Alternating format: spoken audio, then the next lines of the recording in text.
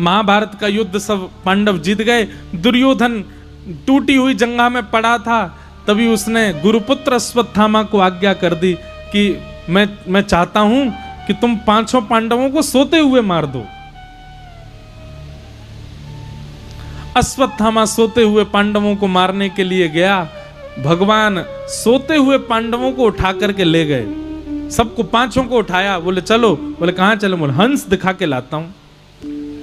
युधिष्ठिर बोले भगवान इतने दिन से थके हारे सोने दो। बोले कि देखो, युद्ध जीतने के बाद राजा को हंस दर्शन करना चाहिए, शुभ होता है। पांचों पांडव उठ के बैठ गए, भगवान के साथ चले गए, पर द्रौपदी के 5 पुत्र सोते हुए रह गए।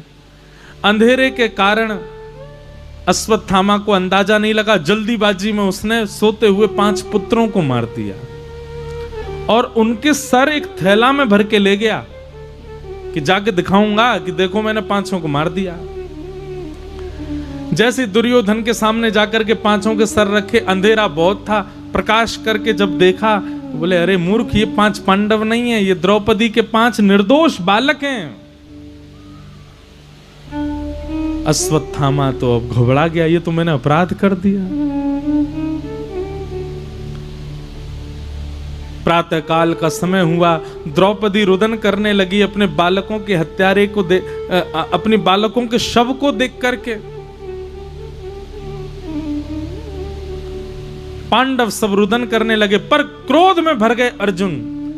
अर्जुन क्रोध में भर के कहने लगे द्रौपदी तुम एक आंसू भी मत बहाना, मैं तुमको वचन देता हूं जिसने भी 5 बालक मारे हैं वो जीवित नहीं बचेगा, उसके रक्त से तुम्हारे केशों को रंगित कर दूंगा, मैं पकड़ के लाऊंगा उसको, उसका वध मैं अपने हाथों से करूंगा।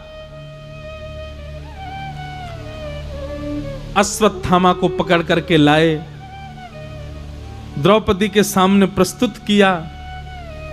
द्रौपदी ने कहा इसको मत मारो, ये हमारे गुरु का बेटा है, ये गुरु समान है, ये ब्राह्मण है, हम क्षत्रिय हैं, ये हमारा पूजनीय है, इसको मारने से मेरे बालक जीवित नहीं होंगे, इसको मत मारो। और अंतिम बात, इसकी मां विधवा है, अपनी मां का अकेला यही सहारा बचा, इसको भी मार दोगे तो इसकी मां तो बिल्कुल अकेली पड़ जाएगी, इसलिए इसको मत मारो।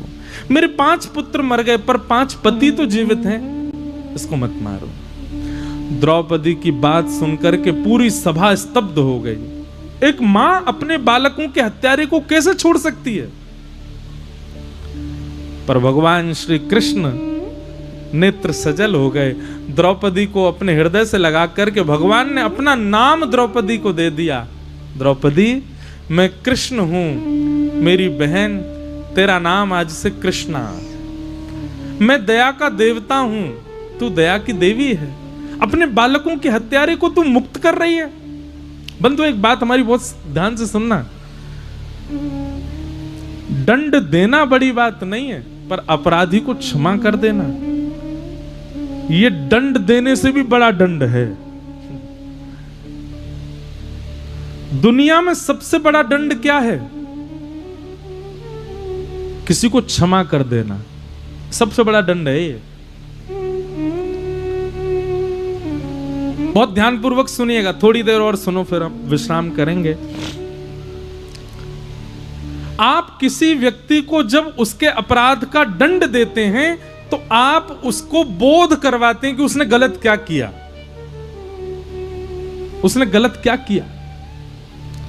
पर याद रहे, जब आप किसी के बहुत बड़े अपराध के प्रति उसको क्षमा कर देते हैं, जाओ मैंने तुमको क्षमा किया, आप उस व्यक्ति को उसके किए गए अपराध का बोध हर क्षण कराने के लिए छोड़ देते हैं। ऐसी शास्त्राज्ञा है। देखो, कुछ अपराध ऐसे होते हैं, कुछ पापजन्य अपराध होते हैं, उसमें क्षमा नहीं किया जाता।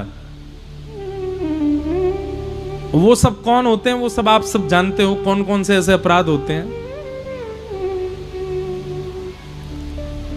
पर कई ऐसे दंड होते हैं, कई ऐसे अपराध होते हैं, उसके प्रति अगर आपने उसको क्षमा कर दिया तो ये आपने उसको छोड़ा नहीं है, बल्कि आपने उसको और घाटे में डाल दिया। क्योंकि आप दंड देते तो आप जितनी आपकी क्षमता उतना दंड देते, पर अगर आपने उसको क्षमा कर दिया उसका मतलब आपने इतना बड़ा दंड दे दिया है कि आप सोच भी नहीं सकते। क्यों? क्योंकि फिर आपका बदला प्रकृति लेगी उससे। मान लीजिए किसी ने आपके साथ बुरा किया और आपने उसको क्षमा कर दिया, तो प्रकृति को मतलब पृथ्वी, अग्नि, जल, वायु, आकाश, ये पूरा ब्रह्मांड, इनको ये संकेत पहुंच जाता है कि इस व्यक्ति ने अपने साथ किए हुए अपराध का दंड नहीं दिया है। फिर प्रकृति लगती है उसके पीछे और प्रकृति ऐसा दंड देती है, प्रकृति ऐसा दंड देती है कि वो व्यक्ति जीवन भर रोता है कि मैंने क्या कर दिया। इसलिए दंड देना एक सामान्य बात है, पर क्षमा कर देना यह तो बहुत बड़ी बात है। या आपने उसको बहुत बड़ा दंड दे दिया है।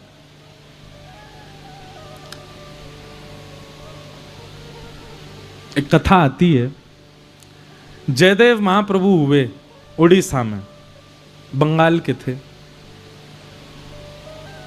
एक बार कुछ डकैतों ने उनको पकड़ लिया, रात्रि में कहीं जा रहे थे। तो जयदेव महाप्रभु ने कहा, भैया मेरे पास जितना धन है तुम लोग रख लो, पर मुझे मारो मत। तो लुटेरों ने धन तो हड़प लिया, बल्कि ऐसा कर दिया कि बोले भाई ये इसने हमारा चेहरा देख लिया, ये जाके राजा को बता देगा, हम पकड़े जाएंगे। तो उन लोगों ने क्या किया, मारा तो नहीं पर हाथ पैर काट करके उनको एक कुआं में फेंक दिया। अब बेचारे जयदेव महाप्रभु कुआं में पड़े बिना हाथ पैरों के, पड़े पड़े जय जगन्नाथ जय जगन्नाथ जय जगन्नाथ कीर्तन कर रहे थे। डाकू सब भाग गए सारा धन लेकर के। तभी वहां से एक राजा निकला। उस राजा ने जैसे सुना कि कोई ध्वनि आ रही है, उसने सैनिकों से कहा ढूंढो। तो देखा कुआं के अंदर एक बिना हाथ पैर का व्यक्ति पड़ा, रक्त रक्त निकल रहा है। उनको कुआं से निकलवाया और लेकर के अपने राज्य में गए, उनकी मल्लम पट्टी वगैरह करवाई। उनका ज्ञान देख करके राजा ने उनको अपना गुरु बना लिया। बोले हाथ पैर नहीं है तो क्या, ज्ञान तो अद्भुत है इनका। और वो उस नगर के राजगुरु बन गए। कौन? जयदेव महाप्रभु। अब एक दिन राजा ने कहा, बोले गुरुदेव मुझे कुछ आज्ञा करो, मैं दान पुण्य करना चाहता हूं। तो जयदेव महाप्रभु ने कहा एक काम करो, तुम नित्य के लिए अपने दरबार में 2 घंटा के लिए ब्राह्मणों को बुलाया करो, ब्राह्मण जो मांगा करें वो उनको दिया करो, जो आज्ञा। तो रोज राजा के दरबार में 2 घंटा के लिए ब्राह्मण ही आते थे और ब्राह्मण जो मांगते थे वो उनको देता था। इतना प्रचार प्रसार हो गया इस बात का कि दूर दूर से ब्राह्मण आने लगे। अब एक दिन वो 4-5 डकैत जिन्होंने उनके हाथ पैर काटे थे जयदेव, उनको ये बात पता चली कि एक राजा है वो ब्राह्मणों को मुंह मांगा दान देता है। ब्राह्मण बनने में क्या, चोटी रख लो, त्रिपुंड लगा लो, धोती पहन लो, जनेऊ धारण कर लो, बन गए ब्राह्मण। 4-5 डकैत ब्राह्मण वेश धारण करके चले गए। अब जैसे ही उन्होंने राजा के महल में प्रवेश किया, प्रवेश करते ही उन्होंने क्या देखा, राजा के बगल के सिंहासन पर बिना हाथ पैर के जयदेव महाप्रभु बैठे। और वो 5 तो घबरा गए, बोले ये तो हमको जानते हैं, हमने ही तो इनके हाथ पैर काटे थे, हमको तो लगा ये मर जाएंगे, पर ये तो बच गए। और अब तो भैया दंड के लिए तैयार हो जाओ, ये राजा से हमारी शिकायत करेंगे, राजा हमको पकड़ करके जेल में डालेगा। पर जयदेव महाप्रभु ने क्या किया, जैसे ही उन 4 को आते देखा, राजा से कहा ओहो ओहो नगाड़े बजाओ, बाजे बजाओ, गाजे बजाओ, राजन देखो देखो कौन आया। राजा तो प्रसन्न हो गया, बोले कि ओहो मेरे गुरुदेव का कोई प्रिय आया। कौन है गुरुजी ये? बोले भैया हम 5 एक ही गुरुकुल में साथ में पढ़ते थे, ये मेरे मित्र हैं 4, इनका खूब सम्मान करो, खूब धन दो, खूब धन धान्य से इनको संपन्न कर दो। अब राजा दूसरों को जितना देता था उससे दुगना दुगना करके उन 4 को दिया। इतना दिया कि वो उठा ही नहीं पा रहे थे। तो राजा ने सैनिक दिए, बोले मैं सैनिक आपके संग भिजवा रहा हूं, ये सैनिक सारा सामान लेकर के आपके घर तक छोड़ के आएंगे। 4 थोड़े खुल गए। और तो जयदेव महाप्रभु के पास, और मित्र कैसे हो? जयदेव महाप्रभु, हाँ मैं अच्छा हूं।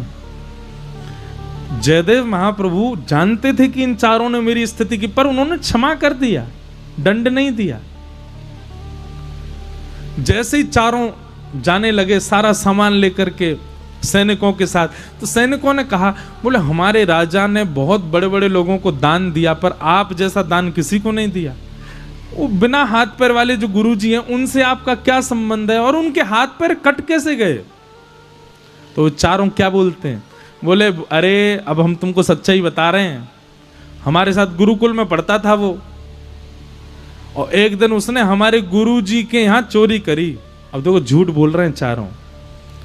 एक दिन गुरुजी के यहाँ उसने बहुत महंगे रत्न की चोरी करी, तो गुरुजी ने हम चारों को आज्ञा कर दी, ये रत्न चुरा करके भागा है, इसको बीच जंगल में ले जाकर के वहां इसको मार दो, इसको मृत्यु दंड दे दो।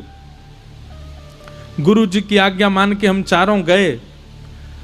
अब हम चाह तो रहे थे उसको मारना, गुरुजी की आज्ञा तो थी मारने की, पर गिड़गिड़ाने लगा हमारे आगे, रोने लगा, और उसने बहुत हाथ पांव उसके कांपे, उसके आंखों में आंसू देख के हम चारों ने उस पर दया कर दी, उसको मारा नहीं, उसके हाथ पैर काट दिए। वही तुम्हारे यहां राजगुरु बन के बैठा है। जैसे ही ये बात कही, पृथ्वी फट गई और वो चारों पृथ्वी में समा गए। मतलब प्रकृति ने दंड दिया। एक तो सामने वाले के साथ तुम गलत करके आए, उसने तुमको क्षमा कर दिया, ऊपर से किसी ने पूछा तो तुम उसके इतना धन धान्य तुमको दिलवाया उन्होंने, ऊपर से तुम उनकी निंदा कर रहे हो, तुम झूठ बोल रहे हो। प्रकृति उनके भार को सह नहीं पाई और फट गई, बीच में से चारों समा गए। सैनिक दौड़ करके गए महाराज, और जाकर के राजा को सारी खबर बताई। तो राजा ने जयदेव महाप्रभु से पूछा, भगवान ये क्या हुआ? तब जयदेव महाप्रभु कहते हैं, बोले देखो राजन, अपराध करने वाले को दंड देना सामान्य बात है, पर अपराध करने वाले को क्षमा कर देना ये सबसे बड़ा दंड है। मैंने उनको क्षमा कर दिया था, तो मेरी क्षमा का बदला प्रकृति ने लिया। आज के बाद प्रयास करना, कोई गलत करता आप उस पर चिल्ला भी देते हो ना, तो भी ये समझ लो कि आपने बदला ले लिया, आप क्षमा कर दो। क्षमा कर दिया इसका मतलब क्या है कि आपने उसको और कुएं में फेंक दिया, अब प्रकृति नहीं छोड़ेगी उसको। लेकिन फिर भी वैष्णव का स्वभाव दंड देना नहीं है, वैष्णव का स्वभाव क्षमा करो। क्षमा बड़े को चाहिए, बड़े लोगों का स्वभाव क्षमा। द्रौपदी ने क्षमा कर दिया, भगवान ने द्रौपदी को हृदय से लगा लिया और अपना नाम दे दिया, मेरा नाम कृष्ण, तेरा नाम कृष्णा। बोलो बाल कृष्ण लाल की जय।